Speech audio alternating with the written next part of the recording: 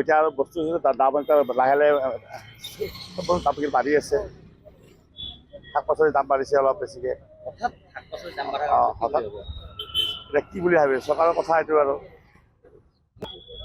বেয়া লগা অৱস্থা আৰু চৰকাৰৰ অলপ অলপ লক্ষ্য দিব লাগে। এতিয়া বজাৰৰ বস্তু অলপ দোকান বিভাগৰ পৰা অলপ চাব লাগে।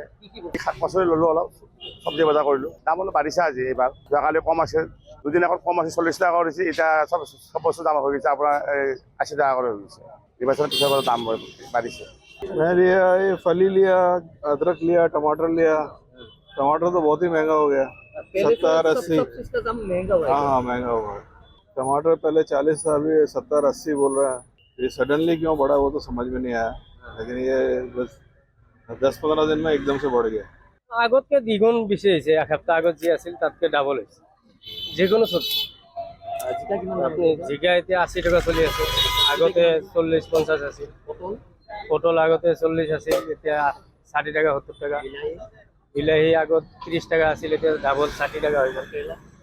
ভাত কেৰেলা আগত 40 আছিল, এতিয়া ডাইৰেক্ট 80। তিয়হ 30 টাকা 25 টাকা আছিল, এতিয়া 60 টাকা। লেবুৰ দামটো ঠিকে আছে ধৰকচোন। লেবুৰ দাম এতিয়া একেই দাম।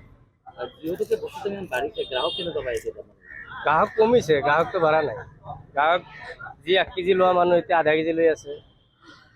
এই আপোনাৰ 1 পোৱা লোৱা মানুহবিলাকতো 2-3টা মিলি পেলাই 1 পোৱা লৈ আছে। 2-3টা কোৱালিটি মিলাই পেলাই 1 পোৱা লয়। দামটো কিমান বাঢ়িলে? দামটো এতিয়া কিহৰ কাৰণে বাঢ়িল এতিয়া চৰকাৰেহে গম পাব।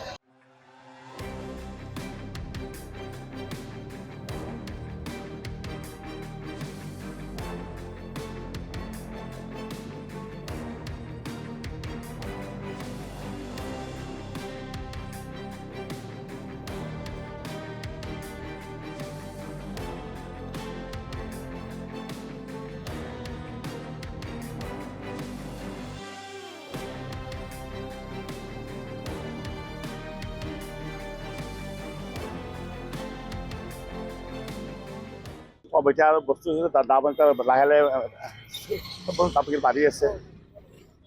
শাক পাচলিৰ দাম বাঢ়িছে অলপ বেছিকে। হঠাৎ এতিয়া কি বুলি ভাবে চৰকাৰৰ কথা এইটো আৰু বেয়া লগা অৱস্থা আৰু চৰকাৰৰ অলপ অলপ লক্ষ্য দিব লাগে। এতিয়া বজাৰৰ বস্তু অলপ দোকান বিভাগৰ পৰা অলপ চাব লাগে। শাক পাচলি ল'লোঁ, অলপ চব্জি বজাৰ কৰিলোঁ, দাম অলপ বাঢ়িছে আজি এইবাৰ। যোৱাকালি কম আছে, দুদিন আগত কম আছে 40 টকা কৰিছে, এতিয়া চব বস্তু দাম হৈ গৈছে আপোনাৰ 80 টকা কৰি হৈ গৈছে। নিৰ্বাচনৰ পিছৰ পৰা দাম বাঢ়িছে। मैं लिया ये फली लिया, अदरक लिया, टमाटर लिया। टमाटर तो बहुत ही महंगा हो गया, 70-80।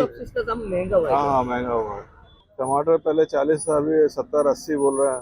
ये सडनली क्यों बढ़ा वो तो समझ में नहीं आया, लेकिन ये बस 10-15 दिन में एकदम से बढ़ गया।